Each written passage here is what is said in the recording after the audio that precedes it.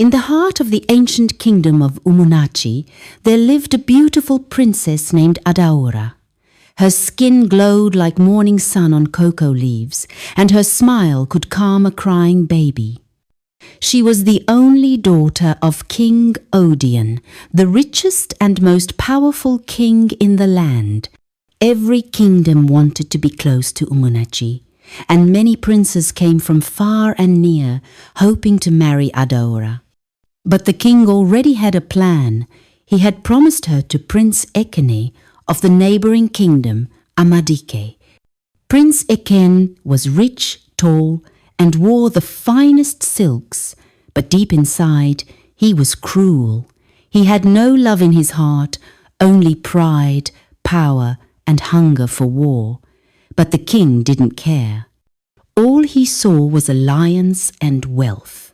Adaora hated the idea. She wanted love, not gold. She wanted peace, not power. Then one morning, everything changed.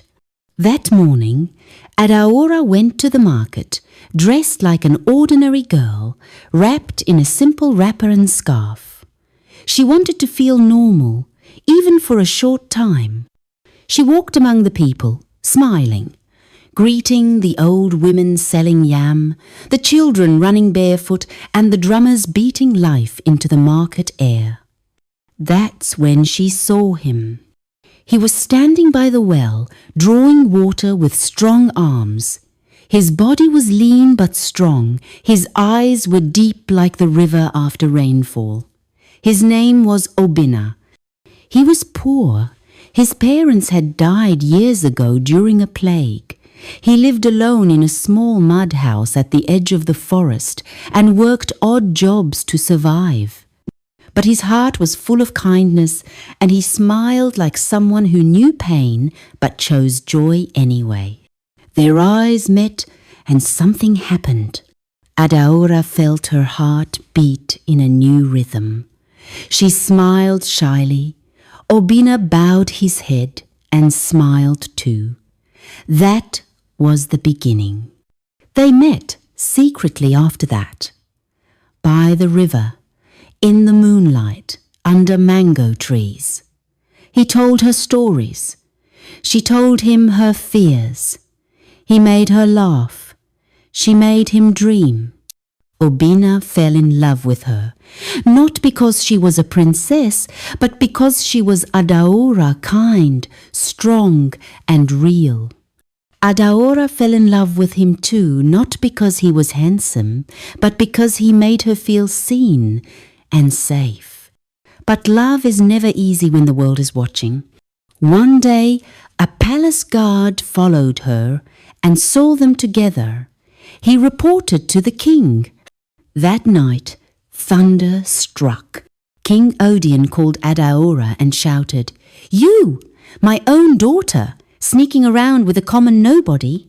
"I love him, Papa," she said with tears in her eyes. Love? What does a poor boy know about love?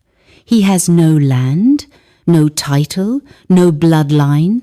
But Adaora stood firm. He has heart. That is more than Prince Eken. The king's face turned dark. He sent his guards to arrest Obinna. They dragged him from his hut, beat him till he bled, and threw him into the palace dungeon with rats and cold chains. "You dare to touch royalty?" the king thundered at him. "I will make you suffer so you forget her name." Obinna, weak and bruised, looked up and said, "Even in pain, I will still love her."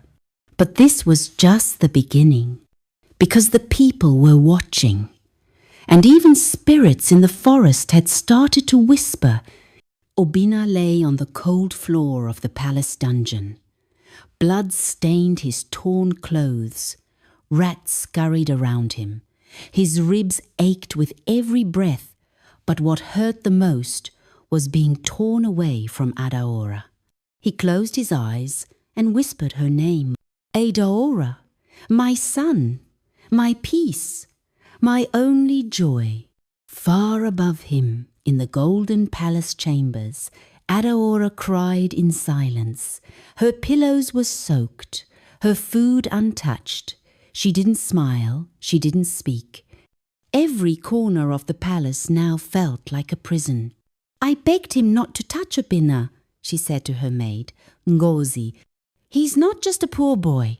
He's the only one who saw me. Not the crown on my head, not the gold I wear, just me. Ngozi held her hand.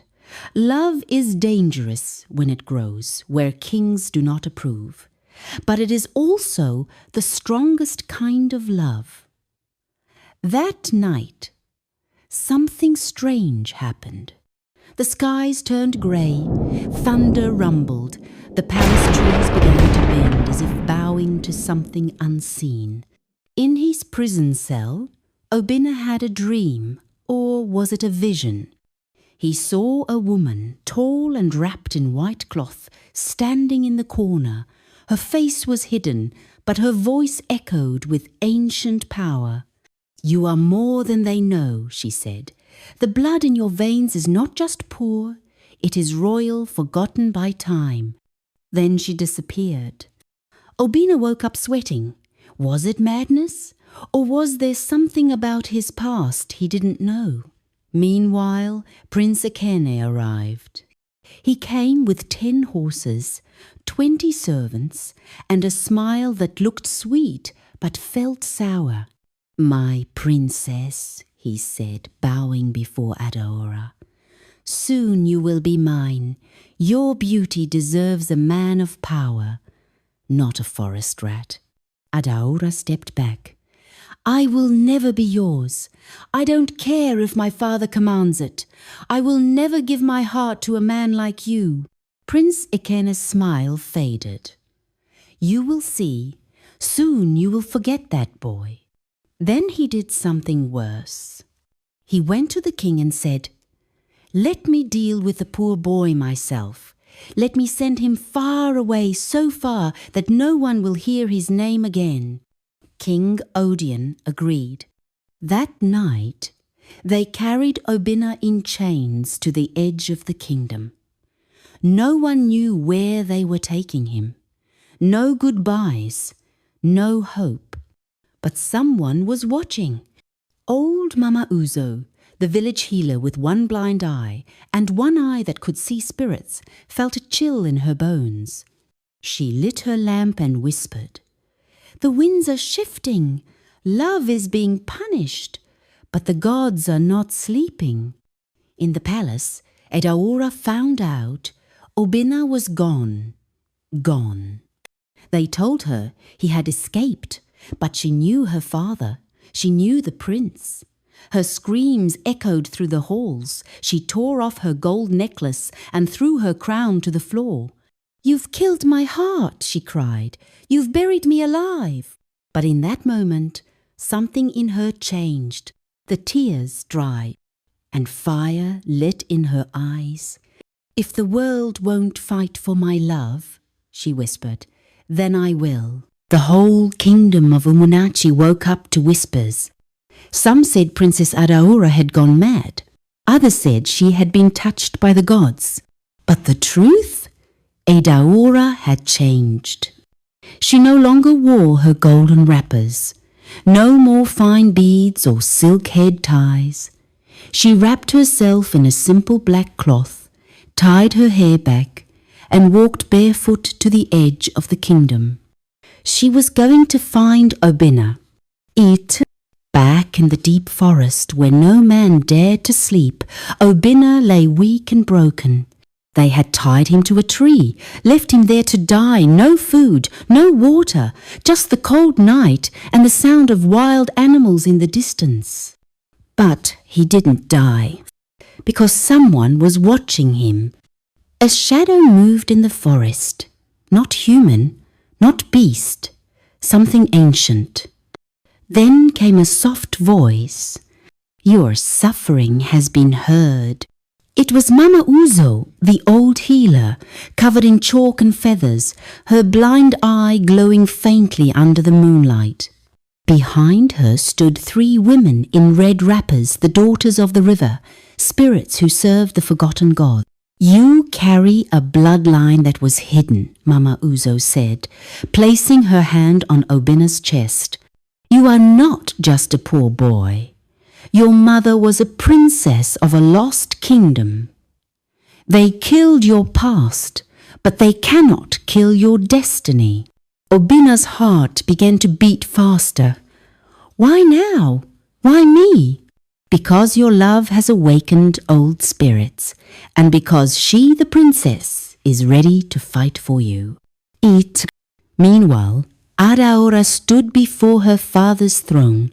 I want the truth, she said firmly. Where did you take him? King Odion, shocked by her boldness, looked at her with cold eyes. You dare raise your voice to me? I will raise more than my voice if you don't speak. You may be king, but you are not God. The king slapped her.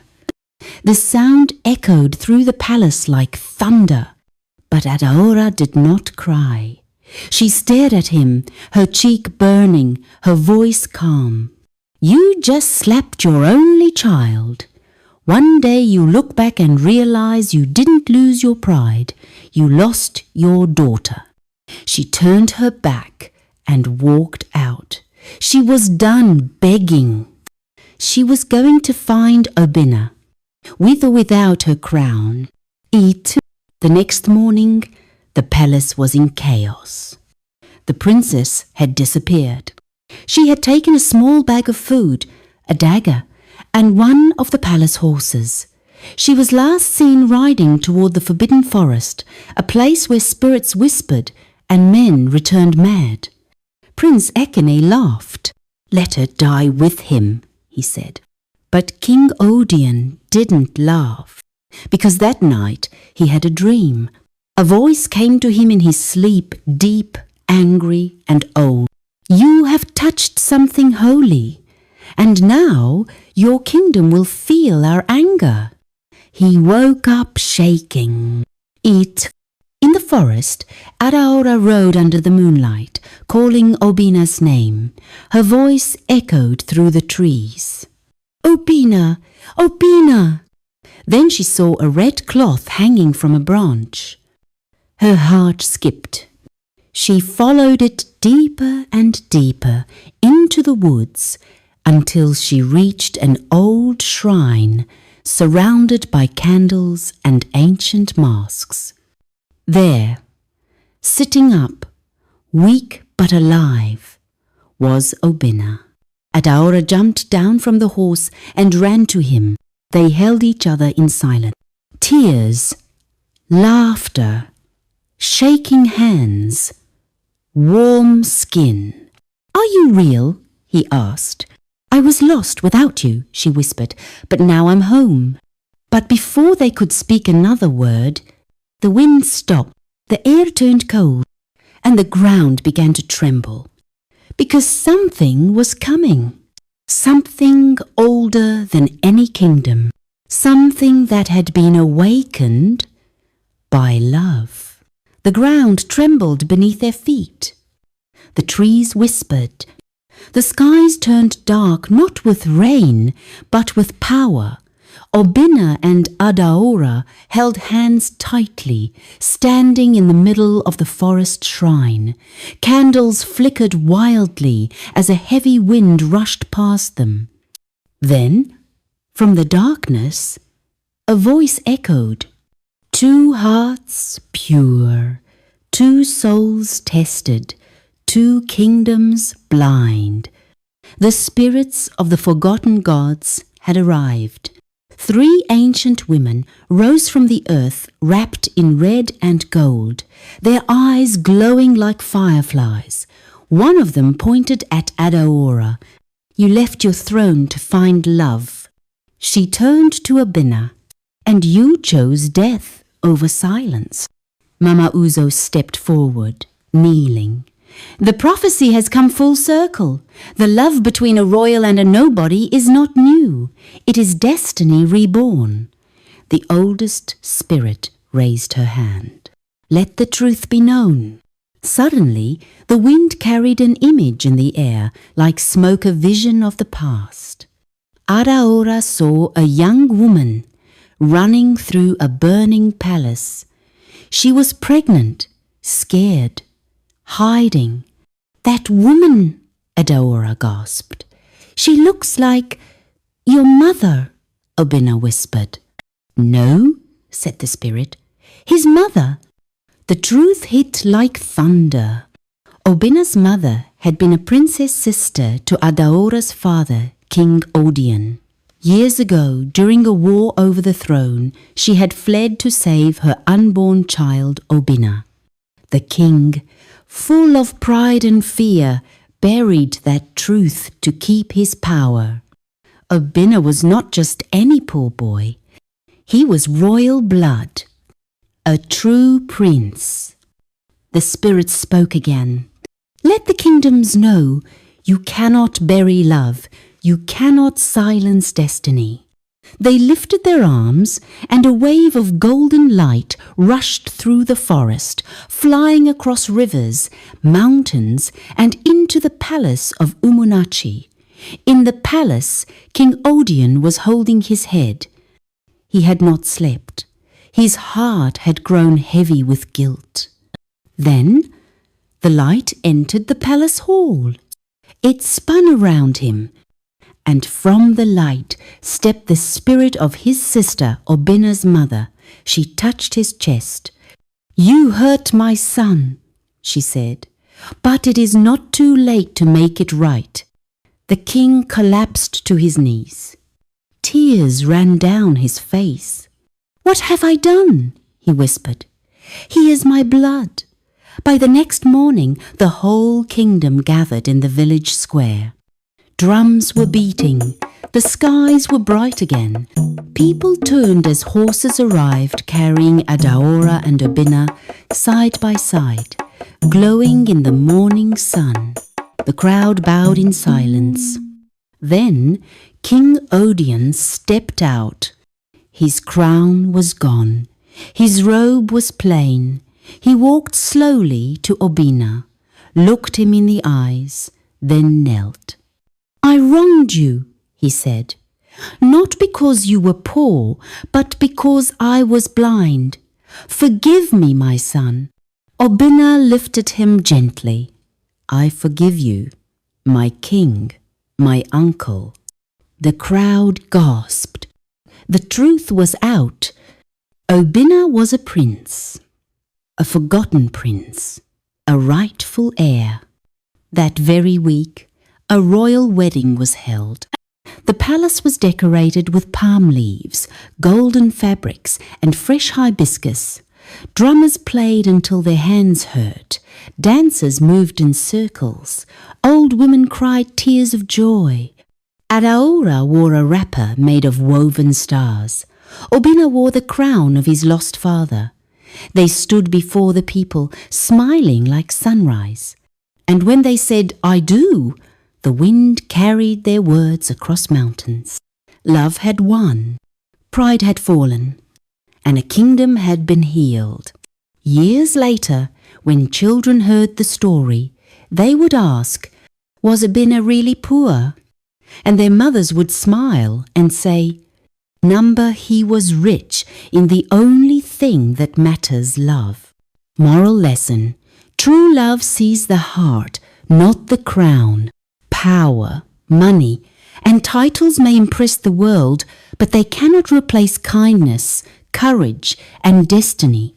Sometimes the person the world calls nobody is actually a king in disguise.